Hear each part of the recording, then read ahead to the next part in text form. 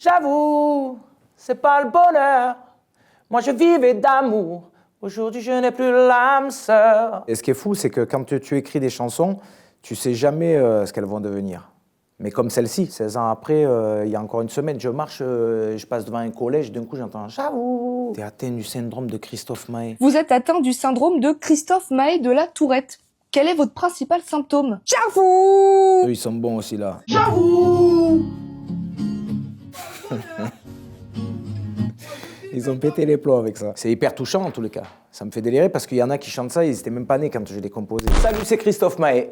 Je vais vous parler de mon titre, J'ai laissé. On est en plein été, j'ai un ami d'enfance qui vient chez moi en Corse et on passe les vacances ensemble. On ne le voit pas au déj, on le voit nulle part. Il veut pas sortir, il veut rien faire, il reste enfermé dans sa piole. Et je dis au moins ouvre les volets.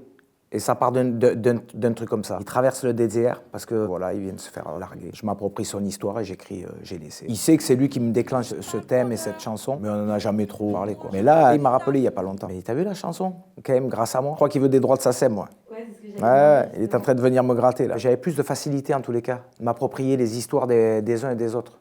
Aujourd'hui, j'ai recentré le truc. Je parle beaucoup de moi. C'est vrai, quand j'écris cette histoire, j'ai juste le besoin de le regarder faire, le regarder vivre et j'écris ce truc-là, mais en sachant ce que ça procure, quoi, parce que je l'avais vécu auparavant. En tous les cas, moi j'ai toujours écrit sur des thèmes assez universels, quoi. Les chagrins d'amour, ça nous tombe tous sur le coin du nez, hein, un jour ou l'autre. Après, moi j'ai fait de la musique et j'ai envie de parler au plus grand nombre. C'est pas juste chanter pour chanter et être dans la lumière, quoi. C'est créer des sentiments. Tu peux apprendre à jouer de la musique, tu peux apprendre la théorie, et la vérité d'une chanson, ça prend pas dans une classe. À un moment donné, tu vas chanter et là il y a un truc qui se passe, quoi. Et ça, c'est de cœur à cœur. Ce que tu fais.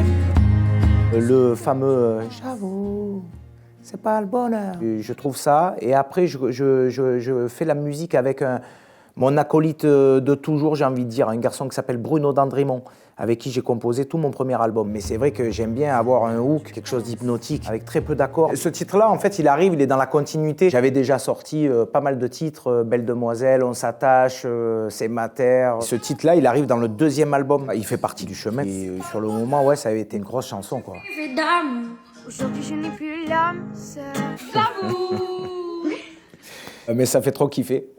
Ça, franchement, ça me fait sourire à chaque fois. Il y en a, ils sont vraiment énervés.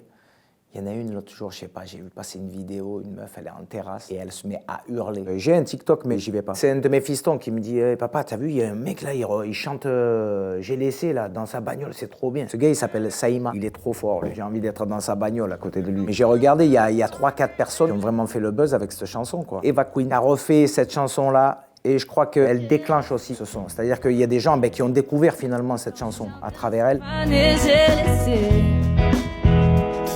Ton odeur sur l'oreiller. Des réseaux, il y a du mauvais, mais il y a du bon et il y a du très bon aussi.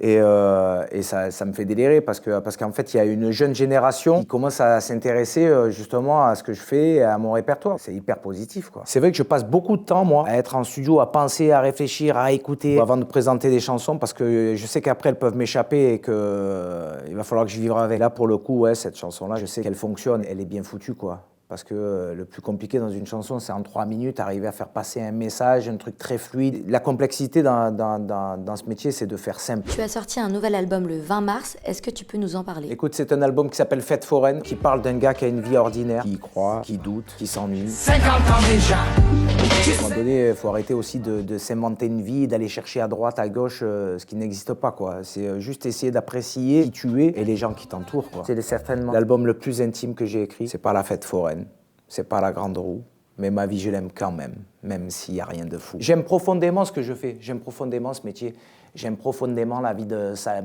saltimbanque. J'aime être dans un bus avec les musiciens, j'aime monter sur scène, j'aime l'après-concert. Il n'y a rien qui me déplaît.